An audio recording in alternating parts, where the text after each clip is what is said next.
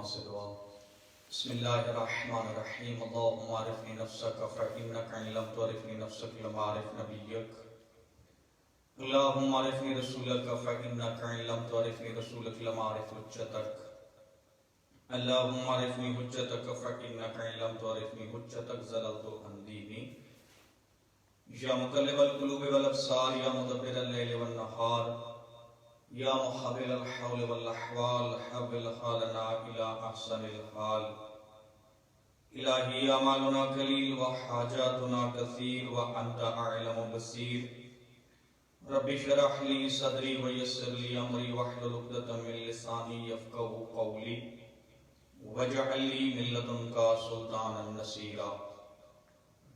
اللہم بحق القرآن العظیم وبحق محمد وعلی وفاطمة والحسن والحسین واولاد المعصومین من ولد الحسین علیہ السلام، اللہم اشف جمیع المؤمنین والمؤمنات اللہم احفظ جمیع المؤمنین والمؤمنات من کل آفات وبلیات ارضی او سماوی۔ پروردگار عالم، تجھے جناب سیدہ زہرا کی مظلومیت کا واسطہ ہے، تمام مومنین و مومنات کی پریشانیاں دور فرما۔ بالخصوص جتنے بھی التماس دعا کہنے والے ہیں، میرے مالک ان سب کے مریضوں کو شفا یابی عطا فرما، اور دیگر جو پریشان حال ہیں میرے مالک ان سب کی پریشانیاں دور فرما۔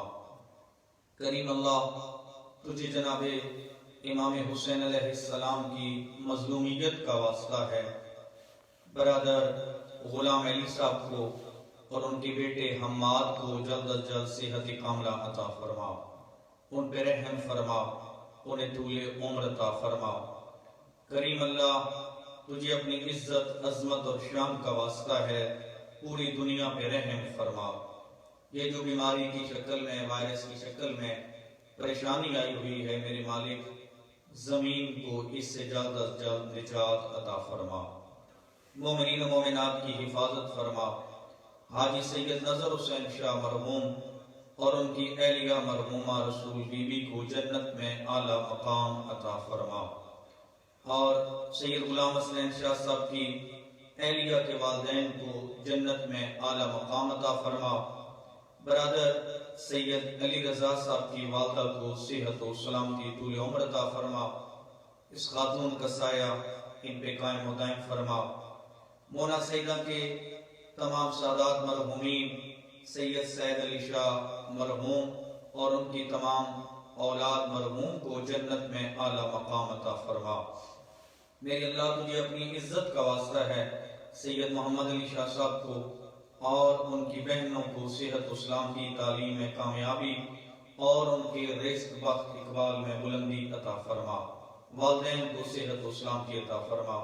سید محمد علی شاہ صاحب کی نانی مرحومہ کو اور ان کے ماموں سید محسن اقبال کو جنت میں اعلیٰ مقام عطا فرما، برحمتک یا ارحم الراحمین۔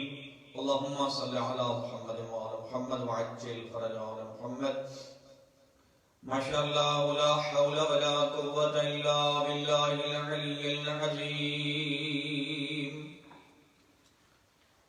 الحمدللہ رب العالمین، الصلاة والسلام علی رسولہ الکریم اشرف الانبیاء والمرسلین، مولانا و مولا الثقلین ابی القاسم محمد، اللہم صلی اللہ علیہ وسلم،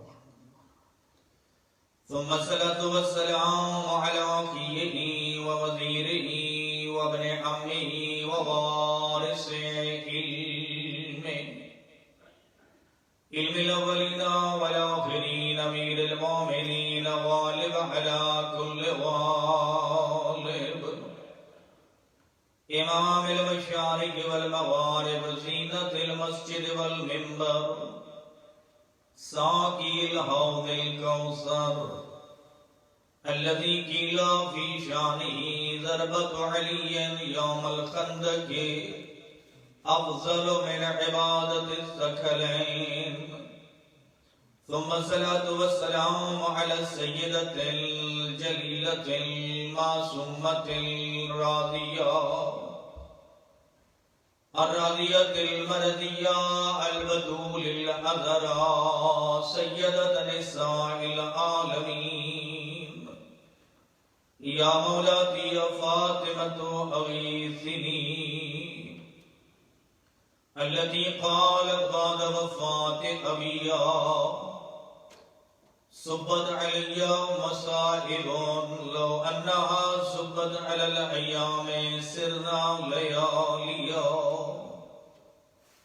أما بعد فقد كان الله الحكيم. بسم الله الرحمن الرحيم. إن الدين عند الله الإسلام. وقال في المقام الآخر ألم يجدك يتيما فآوى ووجدك عائلا فأغنى. وقال مولانا الحسين المظلوم اللهم إن كان دين محمد لم يستقم إلا بقتلي فيا سيوف خزيني. جناب ابو طالب، جناب خدیجہ الکبریٰ اور ان کی تمام اولاد اطہار پہ جتنے بھی سامعین گرامی ہیں مل کر بلند تر صلوات. اللہم صلی علی محمد و آل محمد. آپ سب کی خدمت میں مجلس اذا کی مناسبت سے عرائض اور فضائل و مناقب اہل بیت بیان کرنے سے قبل آپ کے رمضان المبارک کی عبادات کی قبولیت کی دعا کے ساتھ پاکستان میں، یورپ میں، انگلینڈ میں، امریکہ، آسٹریلیا میں جہاں جہاں تک یہ لائیو پروگرام دیکھا اور سنا جا رہا ہے، مالک کائنات خلیفۃ الارض کی عزت کے صدقے میں زمین پہ امن، سکون اور عدل کا بول بالا فرمائے اور زمین کو تمام تر مصائب سے، تمام تر نحوستوں سے، تمام تر بیماریوں اور پریشانیوں سے خلیفہ خدا خلیفۃ الارض کے صدقے میں جلد از جلد دور فرمائے اور ہمارے ولی برحق امام زمانہ کے ظہور میں تعجیل فرمائے. یقیناً تمام مومنین و مومنات رمضان المبارک کی عظیم تر عبادات میں مشغول ہیں. روزہ اللہ کی طرف سے ایک نعمت کے طور پہ ہمیں عطا ہوا ہے. اس کے کئی فلسفے ہیں، کئی اس کی حکمت ہیں. سب سے بڑی حکمت اس کی لعلکم تتقون جو قرآن نے بیان کی ہے کہ تاکہ تم متقی بن جاؤ، تاکہ تم بچ جاؤ، گناہوں سے بچ کر خدا کی مغفرت کے سائے میں آ جاؤ اور خدا کی مغفرت کے سائے کے ساتھ تمہیں جنت جیسی عظیم کامیابی نصیب ہو جائے. وہاں پہ رمضان المبارک کے روزے ہوں یا دیگر روزے ہوں، ان کا فلسفہ، ان کی حکمت خود انسان کی صحت کے متعلق ہے کہ انسان جو ہر وقت کھانے پینے کی فکر میں رہتا ہے اپنے معدے کو اس قدر بوجھل کر دیتا ہے کہ وہ بیماریوں کا مرکز بن جاتا ہے. اور آپ کو پتہ ہے کہ معدہ ہی سب سے بڑی بیماریوں کا مرکز ہے. اس حوالے سے اللہ نے روزہ فرض کر کے معدے کو جو ریسٹ دی ہے اس ریسٹ سے فائدہ اٹھائیں. ایسا نہ ہو کہ افطاری میں اتنا کچھ کھا جائیں کہ معدہ بجائے ریسٹ کرنے کے الٹا زحمت میں پڑ جائے. وہ پھر خدا کی جو حکمت ہے نا روزہ فرض کرنے کی، انسان کی اپنی صحت، وہ پھر حکمت جو ہے نا وہ حاصل نہیں ہوتی. ایک اور حکمت جو ائمہ معصومین علیہ السلام نے بیان فرمائی وہ یہ ہے کہ روزہ رکھو، تمہیں بھوک لگے گی تو تمہیں بھوکے کی بھوک اور پیاس کا اندازہ ہوگا، غریب کی غربت کا اندازہ ہوگا. اسی طرح ایک اور فلسفہ ایک اور حکمت، ایک اور یادآوری، فرمایا جب بھی تمہیں پیاس لگے تو غریب کربلا کی پیاس کو یاد کرو، اور جب تمہارے سامنے ٹھنڈا پانی آئے تو مظلوم کربلا کے اس نوحہ کو یاد کرو کہ جس میں میرے مرشد حسین نے فرمایا تھا شیعتی ما ان شربتم ما عذب فاذکرونی، اے میرے شیعو جب بھی ٹھنڈا پانی پینا مجھ حسین کی پیاس کو یاد کرنا۔ یقیناً جتنی شدت سے آپ کو پیاس لگے گی اپنے مظلوم آقا غریب نینوا کربلا کے پیاسے کو ضرور یاد کریں گے۔ عزاداران حسین، کل میں نے جو ٹاپک 10 رمضان المبارک جناب خدیجۃ الکبریٰ ام المومنین، جاہلیت کے دور میں بھی طاہرہ، پاک و طاہرہ بی بی زوجہ رسول ام المعصومین، 12 معصومین کی عظیم والدہ جناب سیدہ زہرا سے لے کر امام زمانہ تک معصومین کی والدہ، اور رہتی دنیا تک جتنے سادات عظام موجود ہیں یا آئیں گے، ان سب کی عظیم والدہ کی وفات کی مجلس میں نے کل تلاوت کی تھی۔ اسی سلسلہ کو آگے بڑھاتے ہوئے آپ کی خدمت میں عرض ہے کہ آواز قدرت آ رہی ہے ان الدین عند اللہ الاسلام، کہ اللہ کے نزدیک اگر کوئی دین ہے تو وہ اسلام ہے، اگر کوئی قانون ہے، اگر کوئی ضابطہ ہے، اگر کوئی طریقہ کار ہے، اس طریقہ کار کا، اس قانون کا، اس ضابطے کا نام اسلام ہے۔ دیکھیں نا، ہر ملک کا ایک قانون ہوتا ہے، ہر ملک کا ایک سسٹم ہوتا ہے، الہی نظام، الہی دین کے سسٹم کو اسلام کہتے ہیں۔ یہ قرآن کی اصطلاح ہے اور اس کو فالو کرنے والے کو مسلمان کہتے ہیں، مومن کہتے ہیں۔ اسی طرح میں نے دوسری آیت جو سورہ والضحیٰ کی 2 آیات ہیں، کل میں نے عرض کیا تھا کہ 11 آیات کی شکل میں اللہ نے اپنے حبیب کی نعت پڑھی ہے، کہ جس میں اللہ نے مدح پیغمبر کی ہے، اپنے عظیم رسول کی مدح و سرائی کی ہے، اور اسی تناظر میں 2 آیات قابل غور جو آج میرے موضوع کے متعلقہ ہیں، اسی سے میں آگے تھوڑا بیان کی کوشش کروں گا۔ فرمایا اے میرا رسول الم یجدک یتیما فآوا، اے میرا حبیب، اے عبداللہ کے یتیم، کیا میں نے تجھے یتیم پا کر اپنی پناہ میں نہیں لیا؟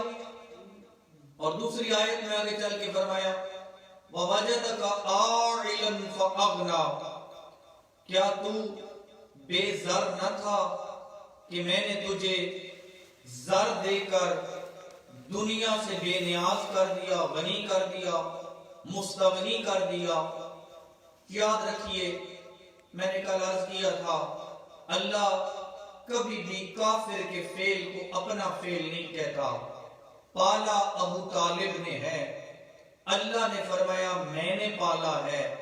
پتہ چل رہا ہے ملا کے نزدیک ابو طالب علیہ السلام کا اسلام یا ایمان مشکوک ہے تو ہوتا رہے، لیکن اللہ کے نزدیک، اللہ کے رسول کے نزدیک، ائمہ اہل بیت کے نزدیک نہ صرف یہ کہ جناب ابو طالب کا اسلام ایمان، بلکہ اللہ جناب ابو طالب کے فعل کو اپنا فعل قرار دے رہا ہے۔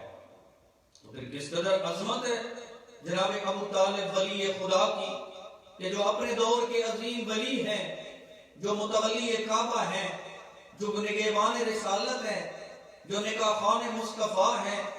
اسی طرح دولت جناب خدیجۃ الکبریٰ نے خرچ کی، اور اللہ فرما رہا ہے کہ یہ دولت میں نے خرچ کی، میں نے تجھے مال و دولت دے کر بے نیاز کر دیا، میں نے تجھے مال دولت دے کر دنیا کے لوگوں کی محتاجی سے بے نیاز کر دیا. دولت جناب خدیجہ کی اللہ اس کو اپنی کہہ رہا ہے. پتہ چلا توحید کے نظام میں مکے میں دو ہستیاں اللہ نے ایسی پیدا کی تھیں، ایک جناب ابو طالب، ایک جناب خدیجہ الکبریٰ، کہ جو دین خدا کے لیے رسول کے نگہبان بھی بن گئے اور رسول کے محافظ بھی بن گئے اور رسول اللہ کے کلمہ توحید اور کلمہ رسالت کے مبلغ بھی بن گئے اور اپنے دور میں بہترین دین کی تبلیغ کرنے والے بن گئے.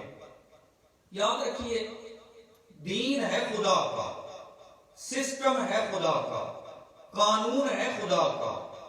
اس قانون کو، اس دین کو جسے اسلام کہتے ہیں، اس اسلام کی قسمت کتنی عظیم ہے کہ اسے 6 ہستیاں ملی ہیں 3 مراکز ارضی میں. جو زمین میں 3 مرکز تھے نا اسلام کے 3 مرکز زمین پہ. پہلا مرکز اسلام کا ہے مکہ، دوسرا اسلام کا مرکز بنا ہے مدینہ. پھر حالات نے اس طرح اپنے اندر چینج ہوئی، اس قدر حالات تبدیل ہوئے کہ جو مکہ سے اسلام نکلا تھا، مدینے میں جس نے عروج حاصل کیا، اس پہ پھر زوال آنا شروع ہوا. اس زوال کے لیے پھر اگر زوال سے نکال کر اپنے عروج کی تمام تر بلندیوں تک لے جانے والے کوئی ہستیاں آئیں تو انہوں نے اس اسلام کے مرکز کا نام کربلا رکھا. پہلا مرکز اسلام جہاں سے اسلام نکلا ہے، اس مرکز کا نام ہے مکہ. جہاں سے اسلام کو عروج ملا ہے اس جگہ کا نام ہے مدینہ. اور جہاں سے اسلام کی قیامت تک حفاظت کا انتظام ہوا ہے اس مرکز کو کربلا کہتے ہیں. پھر کس قدر خوبصورت ترین یہ لمحہ فکریہ ہے، کس قدر یہ اسلام کی قسمت عظیم تھی. یہ 3 مرکز ہیں نا، مکہ، مدینہ اور کربلا. ان تینوں مراکز میں ہر مرکز میں ایک مرد کا اور ایک مستور کا کردار نظر آتا ہے. اگر اسلام مکہ میں بالکل ابتدائی کنڈیشن میں تھا، اگر اسلام مکہ میں بالکل نبوت کی حالت میں تھا، پہلی وحی مکہ میں آ رہی تھی نا، تو وہاں پہ اسلام کے ایک مرد محافظ بنا. اسلام کے پیغمبر جناب ختمی مرتبت کے میسج کو حفاظت کرنے والے، مدد کرنے والے، آگے تبلیغ کرنے والے ایک مرد ہیں اور ایک خاتون ہے. مرد کا نام ہے مکہ میں جناب ابو طالب اور خاتون کا نام ہے جناب خدیجہ الکبریٰ. بہت ہی پیارا انداز تھا جب پہلی وحی نازل ہوئی نا غار حرا میں کہ اقرا باسم ربک الذی خلق، اے میرا رسول پڑھ اپنے رب کے نام سے. یہی بعد میں فصدع بما تؤمر کہ اب کھول کر بیان کرو جو تجھے حکم ملا ہے. اور پھر جب ذوالعشیرہ کے بارے میں آیا کہ اب اپنے خاندان کو اکٹھا کر کے وانذر عشیرتک الاقربین، اب اپنے قریبی خاندان والوں کو ڈرو. وہاں پہ پوری تاریخ گواہ ہے، تمام عامہ اور خاصہ. تاریخ کو اٹھا کے چیک کر لیجئے، وہ کون سا گھر تھا جس گھر میں دعوت ذوالعشیرہ کے طور پہ لا الہ الا اللہ کی پہلی میٹنگ ہوئی ہے. اگر پورے مکہ میں جناب ابو طالب کے گھر کے علاوہ کوئی گھر نظر آئے تو ہمیں بتائیے، ہم اس گھر کی عظمت کو سلام کریں گے۔ لیکن اگر پورے مکہ میں جناب ابو طالب کے گھر کے علاوہ کوئی گھر نظر نہیں آتا تو مہربانی کرو، جو لا الہ الا اللہ کے تقدس کو جانتے ہو، جو لا الہ الا اللہ پڑھتے ہو، اس گھر کی عظمت کو ضرور سلام کرو جس گھر میں توحید کی تبلیغ یعنی لا الہ الا اللہ کو پہنچانے کی پہلی میٹنگ کا انتظام کیا گیا۔ وہ گھر پورے عرب میں صرف اور صرف ابو طالب علیہ السلام کا گھر ہے۔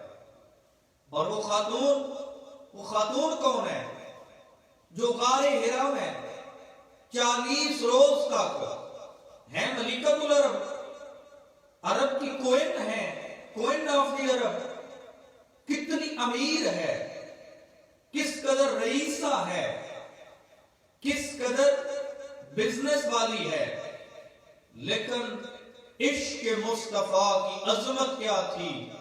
جناب خدیجۃ الکبریٰ کے عظیم دل میں 40 روز مصطفیٰ غار حرا میں عبادت میں مصروف ہے، اور یہ بی بی تازہ کھانا پکا کر ہر روز غار حرا میں پہنچا کے آ رہے ہیں۔ باقی بھی تو بیویاں ہیں جو بعد از ہجرت یا بعد از رحلت جناب خدیجۃ الکبریٰ جناب رسول اللہ کی زندگی میں آئیں۔ میرے محترم مومنین و مومنات، وہ بیوی کون ہے؟ وہ زوجہ رسول کون ہے؟ وہ ام المومنین کون ہے کہ جو ہر روز غار حرا میں خدمت رسول کے لیے جاتی ہے؟ کیا وہ اور بعد میں آنے والیاں یہ برابر ہو سکتی ہیں؟ ہر بیوی کو عظمت کو سلام ہے، لیکن کم از کم برابری کی کبھی بھی نہیں ہو سکتا۔ ایک خاتون خانہ نے وہ کہا تھا کہ یا رسول اللہ، آپ ہر روز خدیجۃ الکبریٰ کو کیوں یاد کرتے ہیں؟ تو جناب رسول اللہ نے، چونکہ روٹین تھی جناب رسول کی، اور میں تاریخ میں پڑھ رہا تھا، اکثر مومنین و مومنات اس بات کو جانتے ہیں کہ جب جناب رسول اللہ معراج سے واپس آ رہے تھے، چوتھے آسمان پہ پہنچے ہیں نا، وہاں پہ جبریل ساتھ ہیں، جناب جبریل کی آواز آتی ہے، یا رسول اللہ، اللہ فرما رہا ہے زمین پہ جا کے سب سے پہلا میرا سلام خدیجۃ الکبریٰ تک پہنچانا ہے، اور خدیجۃ الکبریٰ کو سلام پہنچانے کے بعد کہنا ہے کہ حل جزاء الاحسان الا الاحسان، اے خدیجہ تیرے احسان کا بدلہ خود خدا کے ہاں موجود ہے۔ اسے خدا کی بارگاہ سے سلام آئے۔ اور جہاں پہ میں آپ کے علم کے اضافہ کے لیے ایک بات کہہ دوں، جب بھی آپ 14 معصومین میں سے کسی کا نام سنتے ہیں یا لیتے ہیں یا پڑھتے ہیں تو آپ یقیناً صلوات پڑھتے ہیں۔ اسی طرح جب جناب خدیجۃ الکبریٰ اور جناب ابو طالب کا نام آئے تو تب بھی صلوات پڑھنا ضروری ہے، اس لیے کہ یہ وہ ہستیاں ہیں کہ جن پہ درود و سلام اللہ کی طرف سے اپنے حبیب کے ذریعے زمین پہ نازل ہوا ہے۔ کون خدیجۃ الکبریٰ؟ وہ خدیجۃ الکبریٰ کہ جو بیت المال بنانے والی ہیں، جو بیت المال اگر کسی خاتون نے بنایا ہے، جس ہستی نے بنایا ہے، وہ جناب خدیجۃ الکبریٰ ہیں، اور بیت المال سے کھانے والے تو آج تک موجود ہیں، لیکن بیت المال بنانے والی کو جناب خدیجۃ الکبریٰ کہتے ہیں۔ یہ مکہ میں 2 ہستیاں جو جناب رسول اللہ کی توحید کی تبلیغ کے لیے نہ صرف یہ کہ مددگار بنے بلکہ بیٹے قربان کیے ہیں تو ابو طالب نے، دولت قربان کی ہے تو جناب خدیجۃ الکبریٰ نے۔ آپ شیب ابو طالب کو چیک کریں، شیب ابی طالب میں کیا تھا؟ شیب ابی طالب میں جہاں پہ عبداللہ کے عظیم بیٹے جناب محمد صلی اللہ علیہ وآلہ وسلم کو خطرہ تھا۔ لیکن میں اسے پہلے ایک مثال دیتا ہوں قبلہ علامہ حسین وقت جاڑا آل اللہ مقام کو بڑی پیاری مثال دیا کرتے تھے، ان کی کتابوں میں موجود ہے۔ وہ فرماتے ہیں کہ دیکھیں کچھ چیزیں انسان کو پیاری ہوتی ہیں، بہت پیاری مثال ان کی طرف سے، پروردگار ان کے درجات مزید بلند تر فرمائے۔ جاڑا صاحب فرمایا کرتے تھے کہ انسان اپنے سکون کو ختم کر کے دولت کماتا ہے، دین کے لیے دن کو قربان کیا، اپنی جان کی پرواہ نہ کی۔ یہ جتنے ڈنمارک میں مومنین رہ رہے ہیں، جرمنی میں رہ رہے ہیں، سویڈن میں رہ رہے ہیں، یہ کس لیے رہ رہے ہیں؟ دولت کے لیے، دولت کو کمانے کے لیے۔ تو انسان اپنا وطن چھوڑتا ہے، اپنی صحت کا خیال نہیں کرتا، کس کے لیے؟ تاکہ پیسہ ہے، دولت کمانے کے لیے۔ اچھا، اگر انسان کی صحت خراب ہو جائے تو عقل مند کیا کرتے ہیں؟ پیسہ خرچ کر کے اپنی صحت، اپنا علاج کرواتے ہیں۔ اگر اولاد بیمار ہو جائے تو وہ پیسہ خرچ کرتے ہیں، اولاد کو بچاتے ہیں۔ یاد رکھیے مومنین و مومنات، میرے محترم سامعین گرامی، انسان صحت کی پرواہ کیے بغیر دولت کماتا ہے، دولت خرچ کر کے اولاد کو بچاتا ہے۔ میں قربان جاؤں جناب ابو طالب کی عظمت پر، جنہوں نے سب سے پہلے اپنی اولاد قربان کی ہے اپنے دین کو بچانے کے لیے۔ اور یہی جو امام حسین علیہ السلام کا جملہ ہے نا، اللہم ان کان دین محمد لم یستقم الا بقتلی فیا سیوف خزینی۔ میں طالب علم کہوں گا کہ آقا حسین علیہ السلام، یہ حقیقت میں آپ کے دادا جناب ابو طالب کا پڑھایا ہوا جملہ ہے، اور صرف پڑھایا ہوا نہیں ہے بلکہ آپ کے دادا جناب ابو طالب نے پریکٹیکل کر کے دکھایا تھا۔ دیکھیں، سب سے پیاری ہوتی ہے دولت، دولت قربان کر کے اولاد بچائی جاتی ہے، لیکن جو اولاد قربان کرے وہ یقیناً دین میں قربان کرتا ہے۔ اس کا مطلب پتہ چلا کہ دین سب سے زیادہ قیمتی ہے، جس کو اولاد دے کر بچایا جا سکتا ہے، اور یہ سبق پڑھانے والے کو ابو طالب کہتے ہیں۔ جناب ابو طالب کی عظمت کیا تھی؟ کبھی جناب جعفر کو اٹھایا جناب محمد کے بستر پہ، جناب محمد کو اٹھا کے جناب عقیل کے بستر پہ، جناب علی کو اٹھا کر جناب محمد کے بستر پہ، جناب محمد کو اٹھا کر عقیل کے بستر پہ، علی کے بستر پہ۔ یہ جو بستر چینج ہو رہے تھے نا، تو بزرگ نے آ کر کسی نے پوچھا، ابو طالب یہ بھتیجے کا بستر روزانہ چینج کر کے اپنے بیٹے کو کیوں سلا رہے ہوتے اس پہ؟ فرمایا اس لیے کہ عقیل ہو، طالب ہو، جعفر ہو، علی ہو، یہ میرے بیٹے ہیں، محمد میرا دین ہے، میں اپنے بیٹے قربان کر کے اپنا دین بچا رہا ہوں۔ کیا کہو گے اس ابو طالب کی عظمت کے بارے میں؟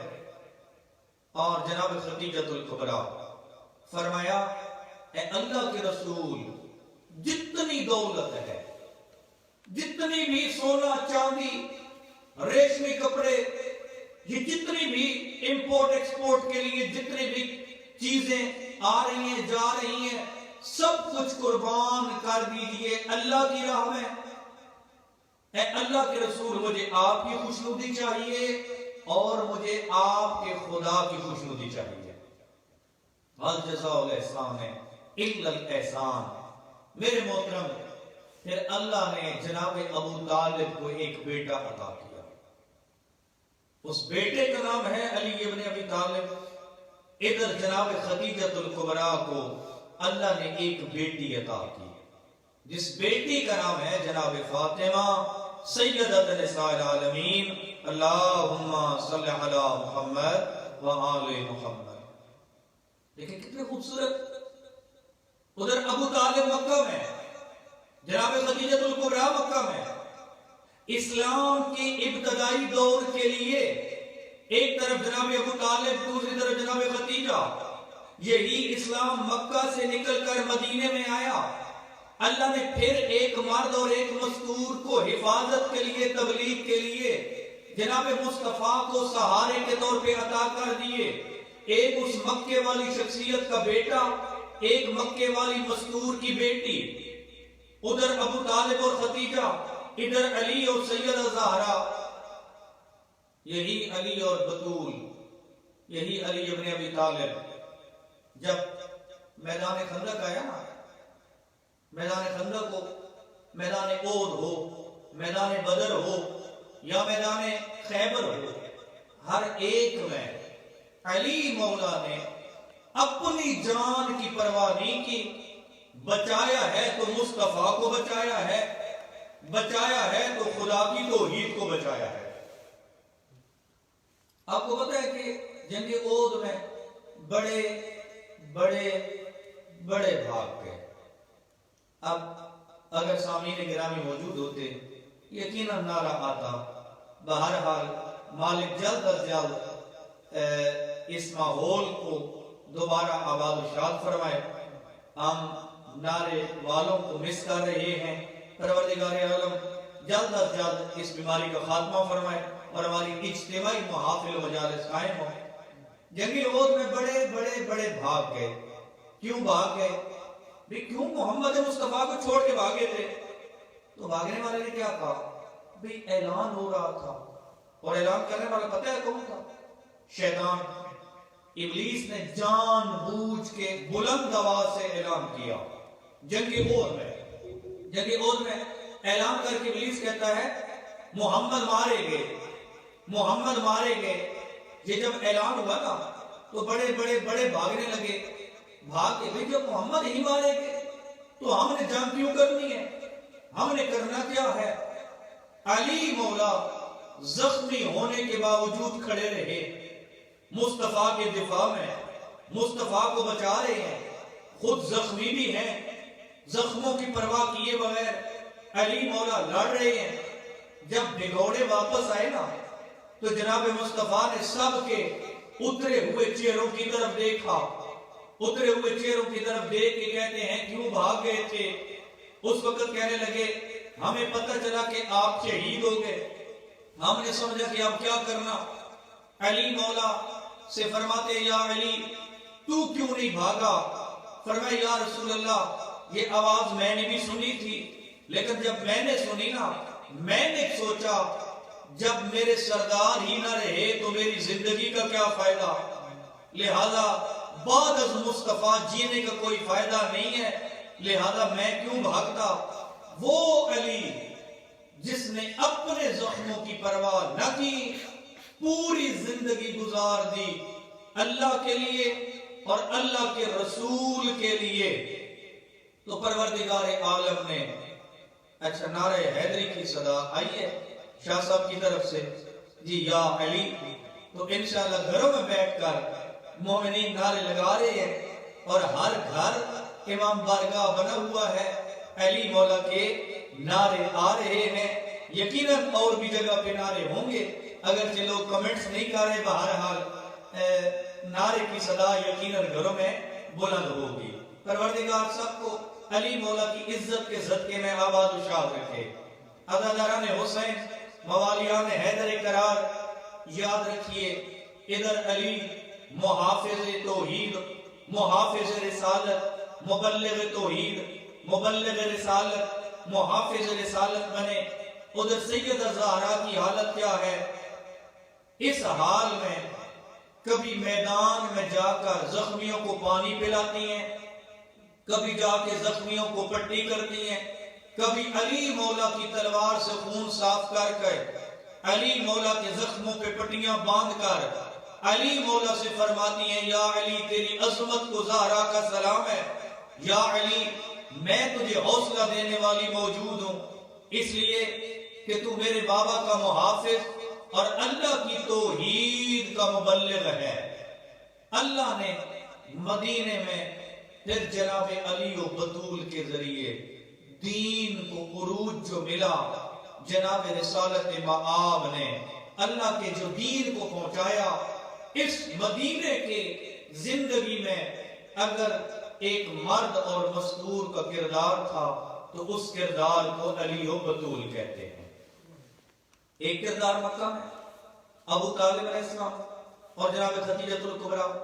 دوسرا کردار مدینہ میں جناب علی اور جناب بطول. مکہ کے ابو طالب کے ہاں بیٹا جس بیٹے کا نام علی. مکہ کی مستور جناب خدیجۃ الکبریٰ کے ہاں بیٹی جس بیٹی کا نام سیدہ زہرا. اسی مدینے والی سیدہ زہرا کے ہاں پھر بیٹی, اس بیٹی کا نام سیدہ ثانیہ زہرا جناب زینب بنت علی. اور اسی علی کے ہاں پھر بیٹا جس بیٹے کا نام جناب حسین علیہ السلام.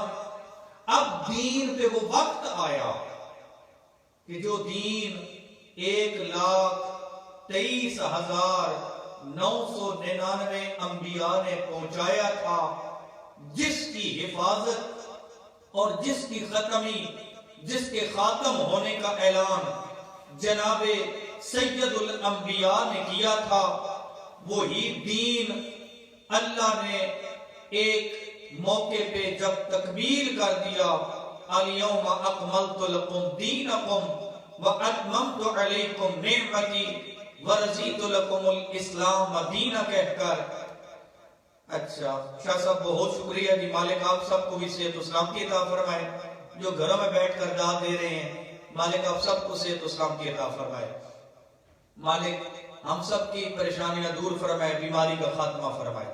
عزاداران حسین, اس دین پہ ایک ایسا وقت آ گیا, یہی دین جو انبیاء نے پہنچایا, جناب ختمی مرتبت نے زحمت کر کے پہنچایا, جس دین کے ایک محافظ کا نام ابو طالب, جس کی مبلغہ کا اور خرچ کرنے والی کا نام خدیجۃ الکبریٰ, جس کے ایک محافظ کا نام علی, اور دعائیں کرنے والی, حفاظت کرنے والی رسول اللہ کی عظیم بیٹی جناب خدیجۃ الکبریٰ کی عظیم دختر جناب سیدہ زہرا تھی. ایک وقت اسی دین پہ آیا. عزادارو, اس دین کے نام پہ رسول کا خلیفہ بن کر, منبر رسول کو سنبھال کر یزید جیسا فاسق و فاجر بیٹھ گیا, جس نے رسول کے منبر سے کہنا شروع کر دیا کہ نہ تو کوئی وحی آئی ہے, نہ کوئی قرآن آیا ہے, بلکہ یہ بنی ہاشم نے حکومت حاصل کرنے کے لیے سب کچھ ڈھونگ رچایا تھا. لیکن کہ یہ الفاظ تھے. عزاداران حسین, وہاں پہ پھر ابو طالب کا پوتا, علی کا بیٹا, ابو طالب کی پوتی سیدہ جناب خدیجۃ الکبریٰ کی نواسی سیدہ زہرا کی بیٹی, ابو طالب کی پوتی, علی کی بیٹی, یہ میدان میں آئے. جو سبق جناب ابو طالب نے مکہ میں پڑھایا تھا کہ دین بچ جائے, اولاد قربان ہو جائے, وہی سبق پریکٹیکل کرنے کے لیے یہ دونوں بہن اور بھائی مدینہ چھوڑ کر نکل پڑے. آئے تو پھر اس میدان میں آئے. علامہ شوشتری رحمت اللہ علیہ کی کتاب ہے خصائص حسینیہ, انہوں نے لکھا ہے جتنے انبیاء آئے تھے, جناب موسیٰ, جناب عیسیٰ, جناب ابراہیم, جناب ایوب, اس مقام کربلا سے گزرے تھے. انہوں نے سب انبیاء کی مثالیں دی ہیں. یہاں پہ آ کر تمام انبیاء نے پناہ لی اور یہاں سے اس میدان سے نکل گئے. اور آئے ہیں نا جب 2 محرم کو, تو مرتجز رکا ہے, 2 مقامات پہ مرتجز رکا ہے, 2 دن 2 ٹائم پہ مرتجز رکا ہے. ویسے اتنا وفادار گھوڑا تھا. آپ کو پتہ ہے گھوڑا یہ ایسا جانور ہے جو بہت وفادار ہوتا ہے اپنے مالک کے ساتھ, اس کو جس طرح آرام کرنا چاہیے ہو جاتا ہے. مرتجز جو جناب رسول اللہ کی طرف سے گفٹ تھا, یہ 2 دفعہ رکا. اس نے امام حسین اولی الامر کا معنی یہ ہے نا کہ جس کی حاکمیت جانوروں پر بھی ہو. تو ایک کربلا میں 2 محرم کو جب وارد ہوئے نا تو مرتجز رکا ہے. مرتجز نے پھر رک کے جب رکا تو جناب حسین ابن علی نے اتر کر کربلا کی خاک کو اٹھایا خوشبو لی اور اپنی بہن کے محمل کی طرف بڑھائی. رو کے فرماتی ہیں بھیا ہو سکے تو اس میدان سے نکل جائیے. کیوں بہن؟ فرمایا اس خاک سے مجھے آپ کے خون کی خوشبو آ رہی ہے. اجرکم اللہ. عزاداران حسین فرمایا بہن یہی تو میرا نانا اور بابا سے وعدہ تھا، اسی کربلا کو میں کربلائے معلیٰ بناؤں گا. پھر 9 محرم کا دن ہو، 7 محرم سے پانی بند ہوا. 9 محرم کو ظاہر جنگ ختم ہو جانی تھی، لیکن شاید ایک مہمان ابھی رہ گیا تھا جس مہمان کا نام ہر تھا. عزاداران حسین یہ ہر بھی آ گیا 10 محرم کو. ہو گئی جنگ، مارے گئے پیاسے. عزاداران حسین اب یہ کرب و بلا نہ تھی بلکہ یہ کربلائے معلیٰ بن گئی. جناب حسین نے اپنا آخری اعلان کر دیا. آخری اعلان کیا تھا؟ تاریخ گواہ ہے. کتاب کا نام ہے از مدینہ تا مدینہ. آیت اللہ سید محمد جواد زینی تہرانی کی لکھی ہوئی، جس بزرگ نے مجھے ہدیہ کی ہے، مالک نے صحت اسلام کی عطا فرمائے اور اس کا ثواب ان کے والدین کے ارواح کو ایصال فرمائے. میں آج ہی کتاب میں پڑھ کے آیا. عزاداران حسین، جناب حسین علیہ السلام اتنے زخمی تھے، 2 مرتبہ خیموں کا ودا کیا. اتنا زخمی تھا رسول کا بیٹا کہ جناب حسین کے اس قدر زخموں کی تعداد تھی، لیکن اس کے باوجود اتنے مطمئن ہو کر حملے کر رہے تھے اور پلٹ کر آتے تھے نا اپنے بہنوں کے خیموں کی طرف. ایک آواز لگاتے تھے. ابھی ابھی آپ نے نوح سنا، حل من ناصر ینصرنا، کوئی ہے جو میری مدد کرے. حل من مغیث یغیثنا، یہ دوسری صدا. وہ صدات عظام، تیسری صدا اور زیادہ سخت تھی. حل من ذاب یذب عن حرم رسول اللہ، ہے کوئی جو میری بہنوں کے پردے کی حفاظت کی ذمہ داری لے. عزاداروں ایک مرتبہ دیکھتے تھے نہر فرات کے کنارے کی طرف، رو کے فرماتے تھے عین عین اخی العباس، عین عین علی اکبر، عین قاسم ابن حسن. عزاداروں ایک ایک جوان کا نام لیتے، پھر فرماتے وہ میرے جوانوں تمہیں کیا ہو گیا ہے؟ میں تمہیں بلاتا ہوں تم میرا جواب کیوں نہیں دیتے؟ عزاداران حسین مارا گیا بیٹا رسول کا، اجڑ گیا گھر بطول کا. عزاداران حسین جو مجھے حکم ملا ہے نا، میں اس حکم کی تعمیل کے لیے اس مصائب کو چھوڑ کر اس مصائب کی طرف آتا ہوں. اگر میرا کوئی سنی مومن، کوئی سنی بہن دیکھ رہے ہیں تو یاد رکھیے ہم کبھی بھی نہ روتے اگر بات کربلا تک ختم ہو جاتی. اس لیے کہ مولا سید سجاد نے فرمایا، جب مولا سجاد سے زوری نے کہا تھا نا کہ مولا آپ کیوں روتے ہیں، یہ تو شان ہے آپ کی شہید ہو جانا. فرمایا ہاں زوری، کربلا کی اثر تک جو کچھ ہوا وہ بنی ہاشم کی شان تھی، خاک و خون میں ڈلتا ہو جانا. لیکن سچ بتا زہری، جو کربلا کی اثر کے بعد ہوا کیا وہ بھی ہماری شان تھی؟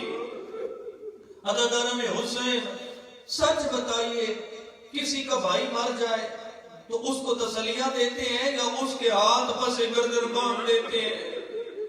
علی کی بیٹیوں کے ساتھ یہ بھی ہوا، خدیجہ کی نواسیوں کے ساتھ یہ بھی ہوا، ابو طالب کی پوتیوں کے ساتھ یہ بھی ہوا. عزاداران حسین آئے ہیں نا، کوفہ کی قید گزاری، کوفہ کی قید کے بعد کئی منازل طے کرنے کے بعد ایک ایک منزل کا بڑا مسائل ہے. شاہ صاحب واقعی کتاب بڑی قیمتی ہے، میں نے کتاب کا مطالعہ بہت حد تک کر لیا ہے. ایک ایک مسائل یقین کیجئے، ایک ایک منزل کو اگر مسائل کی تفصیل بیان کی جائے ہماری زندگیاں ختم ہو جائیں. حسین مولا کا مسائل ختم نہیں ہو سکتا، جیسے فضائل کی کوئی حدود نہیں ہے. عزاداروں ایک ہے کربلا تک مسائل، لیکن جو کربلا کے بعد رونے والوں مسائب ہے نا، ان کا کوئی اندازہ ہی نہیں ہے. عزاداروں آگے پھر اس شام میں کہ جس شام کو سجایا جا رہا تھا، جس میں ڈھول باجے والے بلائے جا رہے تھے، میں کہوں گا او حسین کے رونے والوں، او سیدہ زینب پہ اشک بہانے والوں، کبھی اپنی اولاد کی شادیوں میں ڈھول نہ بجانا، اس لیے کہ اس ڈھول نے تمہارے امام زین العابدین کو بڑی تکلیف پہنچائی ہے۔ جب جناب زین العابدین قید ہو کر آئے ہیں نا شام میں، تو ڈھول اور باجے بج رہے تھے، شراب والے شراب پی رہے تھے، شام کی عورتوں نے باقاعدہ طور پہ بہترین قیمتی پوشاکیں پہن رکھی تھی، جیسے عید کی تیاری ہوتی ہے۔ ایک عبداللہ نامی شخص ہے، بصرے کا رہنے والا، وہ کہتا ہے کہ میں شام میں پانی پلاتا تھا، میں ایک دفعہ بازار میں آیا، میں نے دیکھا کہ بازار سج رہے ہیں، اس کے بھی نئے نئے دن تھے، شام میں دمشق میں بازار سج رہے ہیں۔ کہتا ہے میں نے ایک شامی سے پوچھا یہ دکانوں میں اتنا رش کیوں ہے؟ کہتا ہے تمہیں نہیں پتا، حاکم کی فتح ہوئی ہے، کوئی باغی مارا گیا۔ معاف کرنا سخت لفظ ہے عزیزارو، یہ عبداللہ بصری کہتا ہے اچھا تو پھر اس لیے کہا حاکم نے اعلان کیا ہے جتنی بھی عید منا سکتے ہو عید مناؤ۔ حاکم نے ہر گھر کو کتنا خرچہ دیا ہے تاکہ اس خرچے کے ذریعے بہترین پوشاکیں پہنو۔ عزیزارو ادھر اہل بیت کی حالت کیا ہے؟ پس گردن ہاتھ بندے ہوئے، پھر جب پیشی ہوئی ہے نا، باب حلب کی طرف سے لایا گیا۔ باب حلب کا اب نام باب حلب نہیں ہے، اس کو اب باب ساعت کہتے ہیں، اس لیے کہ محمد کی بیٹیوں کو اتنی دیر کھڑا کیا گیا، اس کا حلب نام ختم ہو گیا، کئی گھنٹوں والا دروازہ اس کا نام پڑ گیا۔ عزیزارو دربار کی پیشی، اس میں سخت ترین مسائل کیا تھے؟ ایک مرتبہ یزید لعین کہتا ہے اے حسین کی بہن سچ بتا تجھ پہ سب سے بڑی مصیبت کہاں آئی؟ فرمایا مدینہ چھوڑنا بڑی مصیبت تھی، مکہ چھوڑنا بڑی مصیبت تھی، کربلا میں 7 محرم کو پانی بند ہوا بڑی مصیبت تھی، اکبر مارا گیا بڑی مصیبت تھی، عباس کے بازو کٹ گئے بڑی مصیبت تھی، حسین آخری ودا کر کے جا رہے تھے بڑی مصیبت تھی، کربلا میں میرے حسین کا سر نیزے پہ بلند ہوا بڑی مصیبت تھی، اس سے بڑی مصیبت اس وقت آئی جب میری چادر شام غریبہ کو لٹی، اس سے بڑی مصیبت آئی 11 محرم کو جب میرے ہاتھ پس گردن بندے رو کے فرماتی ہیں، اس سے بڑی مصیبت دربار کوفہ تھا۔ فرمایا لیکن میں سب مصیبتوں کو بھول گئی ہوں۔ لعین کہتا ہے کس مصیبت کے مقابلے میں؟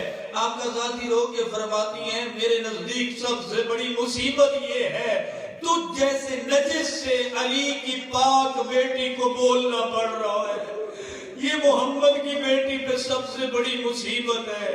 عزیزارو زندان ملا، زندان تو کہتے ہیں نا لیکن پڑھ لیجئے تاریخیں، اس کو خرابہ شام کہا جاتا تھا۔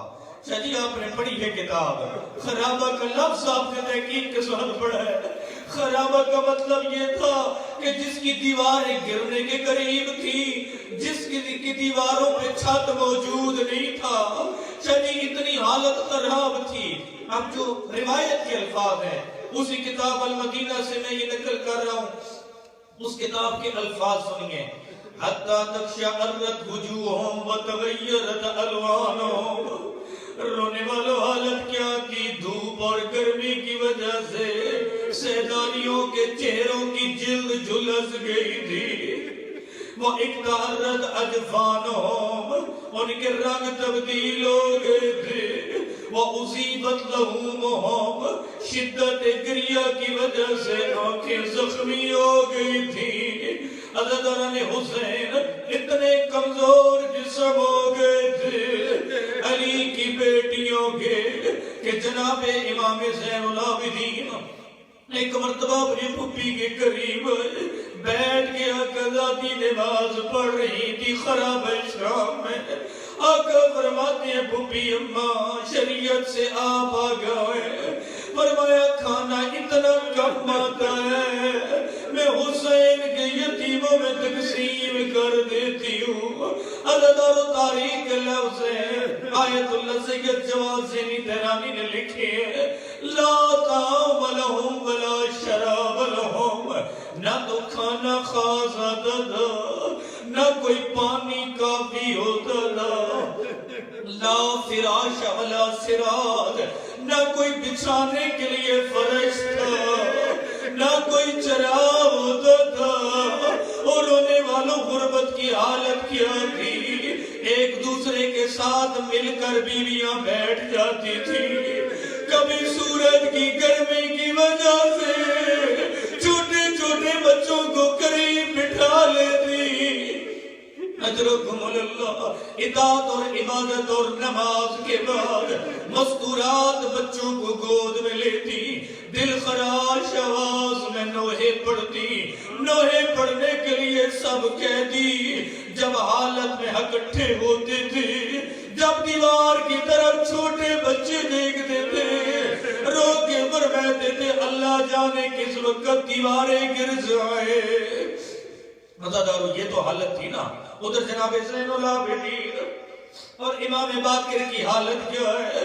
4.5 یا 5 سال کا سن ہے قیدی امام باقر کا، 24 سال کا سن ہے قیدی امام زین العابدین کا، رونے والوں جناب امام زین العابدین اور سید جناب امام باقر کو ہر روز لعین کے سپاہی اس دروازے پہ زندان کے بٹھا دیتے جو دروازے زندان عیسائیوں کے بازار کی طرف کھلتا تھا۔ عزادارو عیسائیوں کے بازار کی طرف سے جتنے بھی مسلمان آتے تھے خریداری کرنے کے لیے، سب کو کہا جاتا تھا پہلے جا کے قیدی باپ بیٹے سے نفرت کرو، پھر جا کے بازار کی خریداری کرو۔ الا لعنۃ اللہ علی القوم الظالمین وسیعلم الذین ظلموا ای منقلب ینقلبون۔ پروردگار عالم تجھے اپنی عزت اور شان اور عظمت کا واسطہ ہے، مرحوم حاجی سید نظر حسین شاہ اور ان کی اہلیہ مرحومہ رسول بی بی کو جنت میں اعلیٰ مقام عطا فرما۔ پروردگار عالم سید غلام حسین شاہ صاحب کی اہلیہ کے والدین کو جنت میں اعلیٰ مقام عطا فرما۔ ان کے علاوہ مونا سیدہ کی جتنے بھی سادات ہیں، سید سید علی شاہ مرحوم اور ان کی مرحوم اولاد اور ان کے متعلقین، ان کا سارا خاندان، اور مونا سیدہ کے تمام مومنین و مومنات مرحومین کو جنت میں اعلیٰ مقام عطا فرما۔ برادر سید علی رضا صاحب کی والدہ کو صحت کاملہ عطا فرما، سید زادی پہ رحم فرما۔ ان کے علاوہ ہمارے عزیز بیمار ہیں دبئی میں غلام علی صاحب اور ان کا بیٹا حماد، میرے مالک تجھے اپنی عزت کا واسطہ ہے ان پہ رحم فرما، انہیں صحت کاملہ عطا فرما۔ عزیزم سید محمد علی شاہ کو اپنے مقاصد میں کامیاب فرما، انہیں دنیا کے بہترین روزگار اور وسائل عطا فرما، اور ان کی بہنوں کو صحت و سلامتی طول عمر عطا فرما۔ محمد علی کی نانی مرحومہ کو اور مرحوم ماموں محسن کو جنت میں اعلیٰ مقام عطا فرما۔ انشاءاللہ لائیو دیکھنے والوں سے گزارش ہے کہ پرسوں بروز جمعرات 7 مئی کو سید محسن اقبال کی برسی کا پروگرام ہے، انشاءاللہ مجلس عزا اسی ٹائم پہ منعقد ہوگی۔ تمام سامعین گرامی لائیو دیکھنے والے انشاءاللہ اسی پروگرام کو اٹینڈ کریں گے۔ پروردگار عالم ہم سب کے مرحومین کی مغفرت فرما، سید غلام حسین شاہ صاحب کو صحت و سلامتی عطا فرما، سید ریاض حسین شاہ صاحب کو صحت و سلامتی عطا فرما، سید یعقوب علی شاہ صاحب اور ان کی اہلیہ مرحومہ کو جنت میں اعلیٰ مقام عطا فرما۔ پروردگار عالم تجھے اپنی عزت کا واسطہ ہے حاجی محمد اشرف صاحب کو صحت کاملہ عطا فرما، ان پہ رحم فرما برحمتک یا ارحم الراحمین۔ آپ سے گزارش ہے کہ تمام مرحومین کے لیے بالخصوص حاجی سید نظر حسین شاہ صاحب کی برسی ہے، ان کی مغفرت کے لیے بلندی درجات کے لیے سورہ فاتحہ اور 3 دفعہ سورہ اخلاص کی تلاوت فرما رہے ہیں۔ بسم اللہ۔